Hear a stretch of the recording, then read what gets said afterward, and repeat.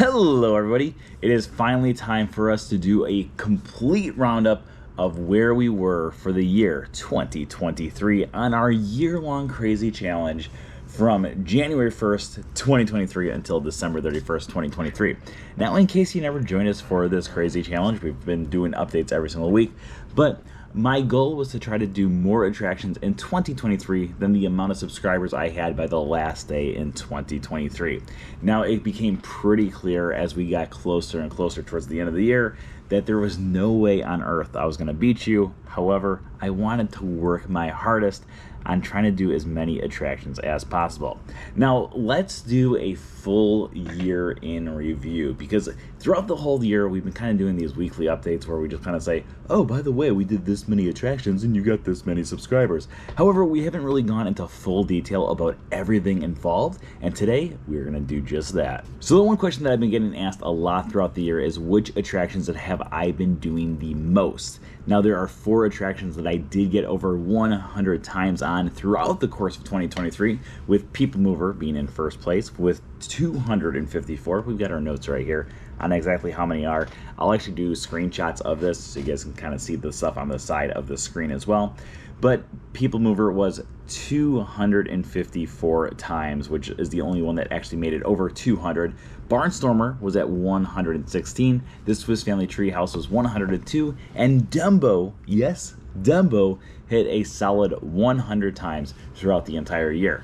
Now, a lot of people have been kind of figuring out why I've been going through and getting so many attractions on Magic Kingdom, but let me explain it a little bit further here. Okay, so before we go into this into too much detail, let's talk a little bit about my daily life, because a lot of people know that I go to Disney every single day, like literally every single day I go to Disney.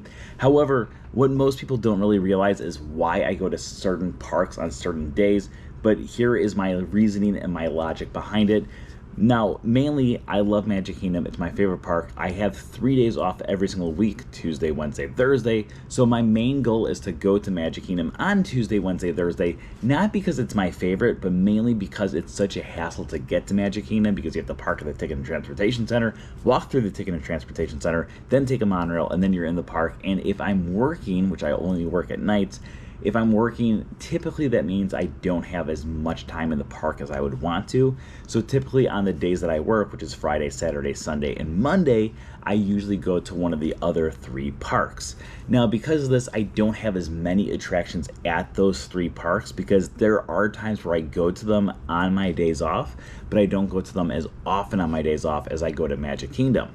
Now, one of the biggest things is I usually stay to Magic Kingdom until the park closes, and usually that last hour I was getting anywhere between 5 to 15 attractions in that last hour, depending on which attractions I was picking and choosing. For instance, sometimes I would do Dumbo, Dumbo, Dumbo, Barnstormer, Barnstormer, Barnstormer, then do things like The Little Mermaid, and so on and so forth, which allowed me to get more attractions done in those last hours of the park being open. There are times when I would go to like Disney's Hollywood Studios and I would get on a bunch of different rides like Slinky Dog Dash, Alien Thrilling Saucers, Toy Story Midway Mania, Star Tours, all those different attractions that I get to lower wait times later in the day. It allowed me to kind of increase my statistics in that department. Now, I know what a lot of you guys are thinking. If I did 2,117 attractions throughout the year, and I kind of have this, thing down to a pretty good game plan. If we do the math, 2,117 divided by 365, that equals 5.8 attractions per day. How are you not getting on more attractions? Well, that's a great question. Now, first off, like I said, I do work 4 days a week and always at night. So usually when I get to the park, it's usually fairly busy. So I usually can't get on a lot of the more popular attractions. I know what you're thinking. Okay, that makes sense. But still, you should be able to get more attractions done throughout the year. Well, this is an average of if I went to the park every single day. And like I said, I do go every day when I'm in the state of Florida. However, this year there was a total of 35 days where I was not in the state of Florida, and I was either in Wisconsin visiting my family, or maybe I was on a cruise and I was not able to get more attractions done during those days because I just wasn't in the parks. In addition to that, there were a few days where I was like deathly ill. Not deathly, I'm still alive, but I was extremely ill. So because of that, I was not able to get to the park and I was not able to rack up my ride count any further. If it wasn't for all those factors, I would have probably averaged a little over 6 attractions per day, but unfortunately, I just didn't get the opportunity to. Now, when we're going through all of these details, I know what you're thinking is, you said that we won, but what are the total numbers throughout the entire year?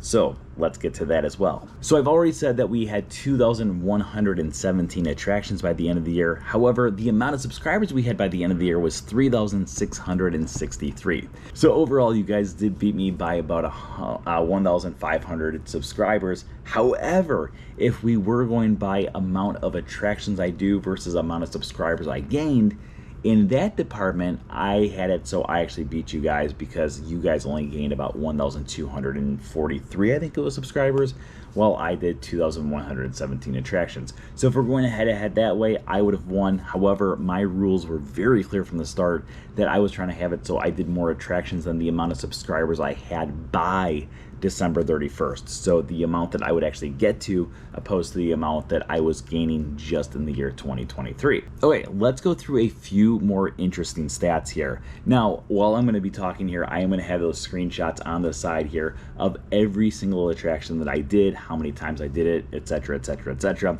But some of the interesting stats are things like I went on Splash Mountain 5 times this year, and if you know anything about Splash Mountain, it did close 2 weeks after the year began, and the first week was marathon weekend, so I was kind of busy. I didn't get on as many attractions as I wanted to, and then the next week I was on a cruise, and then the next week the attraction was closed up forever. So getting 5 attractions on that attraction that was going to close up really soon, I'm very proud of. 5 attractions on Splash Mountain before it would close up 2 weeks into the year.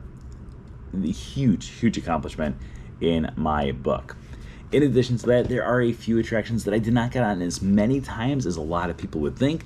Things like Kilimanjaro Safaris. I love Kilimanjaro Safaris. However, when it is a longer line and a longer attraction, typically I try to avoid those because, again, I was trying to rack up as many different attractions as possible. And because I was trying to rack up as many attractions as possible, I typically avoided longer lines or longer attractions.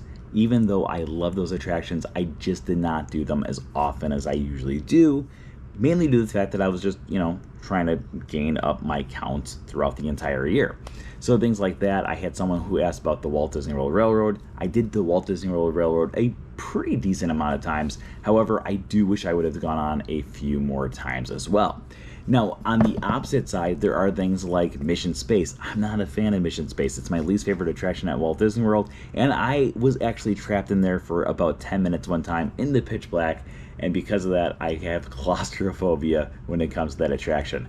I did suck it up for one time, and one time only this year, to be able to do that. Things like Rock and Roller Coaster, I would have loved to do more often. However, the line, again, was just way too long, including the single rider line, and the only time I was able to do it was when I had some family in town. Again, going off of that, there are some of these attractions that I probably would have done more often if I had visitors in town because maybe they wanted to do it. And if I have people in town, typically I'm like, oh yeah, if you guys want to do this ride, we'll do that ride. But then there's other times where maybe I'm just not going to do it because, again, I'm looking at ride count, I'm looking at the wait time, I'm looking at the amount of time that's actually on the ride itself. One of the other questions that I've been getting asked a lot during this whole crazy challenge throughout the year is how do I determine if something is an attraction? Typically, it's something that is on the actual app. So there are things like the Adventurers Outpost, meeting Mickey and Minnie over at Disney's Animal Kingdom, where some people said that doesn't really count as an attraction, while other people said that does count as an attraction. Because I did wait for over an hour on Mickey and Minnie's birthday, November 18th, I said, you know what, I'm going to meet these guys on their birthday, I'm going to wait in this line, and I said, you know what, because I am in this queue for over an hour, I'm going to count it as one of the attractions. There are other things on there. For instance, you may have noticed that Walt Disney Presents has a ton of times that I actually went on the attraction, or the attraction, as some people would say.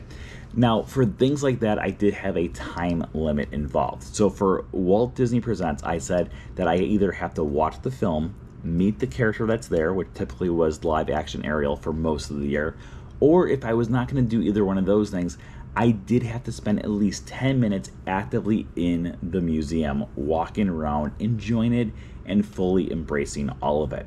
So if I did one of those three things, I did count it. If I left even a second before 10 minutes was up, I didn't count it at all. It did not count as an attraction. Same thing for Star Wars Launch Bay. Star Wars Launch Bay, I had a similar rule, but not the complete same rule. And that was, if I'm in there for 5 minutes or less, it doesn't count. But if I'm there for 6 minutes or more, it does count as an attraction. If you go over to the Frontierland Shooting Arcade, I went on that a lot this year, or I did the experience a lot this year. And because it is considered an attraction, and if you look at the signs there, it says 35 shots for free, even though you can keep on going through and taking more and more shots as much as you want to. My goal was, if I had 35 targets I hit, that counted as an attraction. However, I was not able to do the Frontierland Shooting Arcade more than one time every 6 hours, because otherwise I could just sit there for hours and hours and hours and say, haha, I just did the Frontierland Shooting Arcade 2,000 times today, because I just keep on hitting all these targets. So I gave myself the rule that I can only do it once every 6 hours, so that way it only counts once every 6 hours. Now, there were a few times where I did it more than one time in a day, but those days, again, I was there for more than 6 hours. So if I did it at 4 o'clock in the afternoon, I would have to wait until 10 o'clock or later in order to have it count another time. If I did it a second time and I was there for more than 6 hours, but I did it less than 6 hours after the first time, I didn't count it because it was less than 6 hours from the previous time.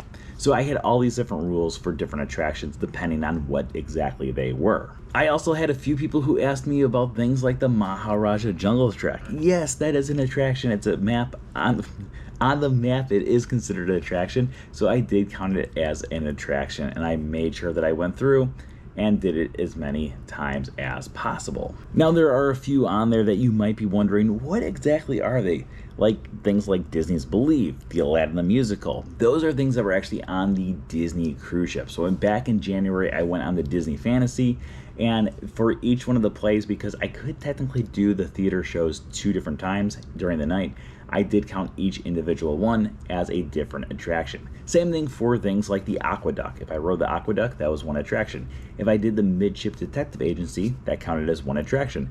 Because just like the Pirate's Adventure in the Magic Kingdom, if I do that interactive game, that's considered one attraction. So when I would go through and actually go and do those specific attractions, they all counted as attractions, even though some of them are not your stereotypical attractions, like It's a Small World, where you're actually sitting on a ride vehicle and moving around. Instead, it is an attraction in a completely different sense of the word, but at the same time, with Disney, they do consider different things attractions. Right after I actually started this challenge, I started trying to figure out if I was going to include parades, or if I was going to include stage shows, or if I was going to include fireworks. And one person wrote to me and they said, so how many times have you done the fireworks this year? And I said, I've done it one time this year, but I have not included it. And that person wrote to me and they said, you should include those because technically they are attractions as well. So because of that person's suggestion, I did include it as attractions. So a lot of the things were kind of hit or miss. Like, am I going to include it? Am I not going to include it? There were some things that I just did not include. If it was a character meet and greet that was not an attraction character meet and greet, I wouldn't count it as an attraction because if I met Mickey just wandering down the street, that's a bad example because Mickey's rarely ever wandering down the street. But if I met Mickey just wandering down the street, I would not count that as an attraction because I'm not actively going into a queue to actually go and meet him. But if it was a stage show, things like the Disney Junior Dance Party, that's an attraction. You have to get into a queue and then you have to, dance your heart out. Also, things like that, it's kind of weird being like just, an adult who's going in it. But that also should bring us up to the Boneyard, because the Boneyard is another one of those things that a lot of people would say, I guess it technically is an attraction, but what do you include it as an attraction for? Great question. So if I went on the Boneyard, or if I went through the Boneyard, I went in the Boneyard a lot this year, mainly due to the fact that I was researching a brand new book, a closer look at at Disney's Animal Kingdom's Dinoland USA. It's still being written. But I was in there a lot this year doing research for that. And while I was in there, I said if I go on 3 slides, it counts as an attraction, or if I'm in there for 10 minutes or longer, it counts as an attraction as well. So a lot of these things, it really comes down to how many times you specifically think that it maybe it counts. I had different rules throughout the entire thing, and I made it very clear to a few of my friends who were really kind of making sure that I was doing all the different attractions on what the specific rule for each specific attraction was going to be. So a lot of them did have time limits, especially these walkthrough attractions, because I wanted to make sure that it was included. Moana is a great example. Journey of Water, inspired by Moana, opened up this year. As you can see, I did go on it 50 times this year, which is a crazy big number. But my rule for that was I have to do at least half of the interactive water features for it to count as an attraction. At the same time, I can't be running through these attractions because that doesn't count as an attraction. I have to truly be fully immersed in the experience in order to have it so it is an attraction. There was one time early in the year where I said, oh, I'll count this thing as an attraction because I just kind of ran through it. And then afterwards I said, no, you know what? That doesn't sit well with me. I was not in there long enough to truly experience it, and I took it away. And that is the rule that I started to go by for the rest of the year, that I truly have to be fully immersed in the attraction in order to count it as an attraction. Again, for Maharaja Jungle Trek, I could go through the Maharaja Jungle Trek, I could see the tigers, I could, see the bats, but if I'm just kind of running by them and being like, oh, there's a bat, oh, there's a tiger, and then just kind of getting through the attraction as quickly as possible, it didn't count because that was not me experiencing the attraction. I actually had to go through and enjoy the attraction and spend at least 10 minutes in things like the Maharaja Jungle Trek or Gorilla Falls Exploration Trail. Okay, but that is going to conclude this very long, very lengthy video, it's a lot longer than I thought it was going to be, of our details about this crazy challenge over the last year. I had so much fun going on all 2,117 experiences throughout this year, and I'm so glad that people joined me here on YouTube along with on my Instagram while I went on this insane journey. It was such a fun journey, and I cannot wait to go on more attractions again in 2024. However, we are going to be concluding this crazy challenge right here.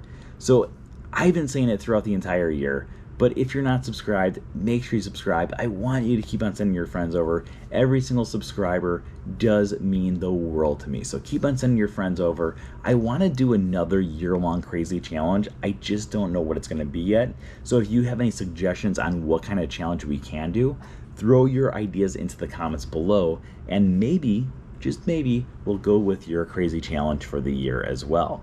As always though, if you're not already subscribed, make sure you subscribe, and we will see you once again tomorrow. Oh yeah.